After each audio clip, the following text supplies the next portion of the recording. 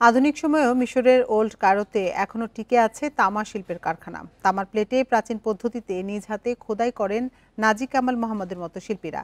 তবে আধুনিকতার কারণে ঝুঁকির মুখে এ শিল্প। এছাড়া ক্রেতার পাশাপাশি কাজ শিখতে আগ্রহীদের সংকট রয়েছে, তাই ব্যবসা নিয়ে শঙ্কায় মোহাম্মদ। বান্ডেল থাকলে প্রতি সেনমানিতে টাকা বাঁচবে। বিকাশ সেনমানি বান্ডেল কিনে জিতুন প্রতি লেনদেনে। মিশরের এই শহর পরিচিত ওল্ড কায়রো নামে। সেখানে বসবাস নাজি কামাল মোহাম্মদের। তামা শিল্পের একটি ওয়ার্কশপ আছে তার। সেখানে বসেই ঐতিহ্যবাহী প্রাচীন কৌশলে কাজ করেন মোহাম্মদ। তামার প্লেটে খোদাইয়ের কাজ করেন নিজ হাতে। এই শিল্পে অল্প বয়সেই দক্ষ হয়ে ওঠেন ৬৮ বছর বয়সী এই শিল্পী। মোহাম্মদের মতো কয়েকজন কারিগরই বাঁচিয়ে রেখেছেন প্রাচীন তামা শিল্প।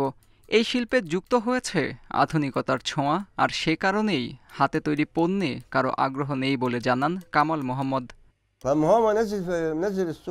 মাঝে মাঝে বিশ্ববিদ্যালয়ের শিক্ষার্থীরা দেখতে আসে, ছবি তোলে।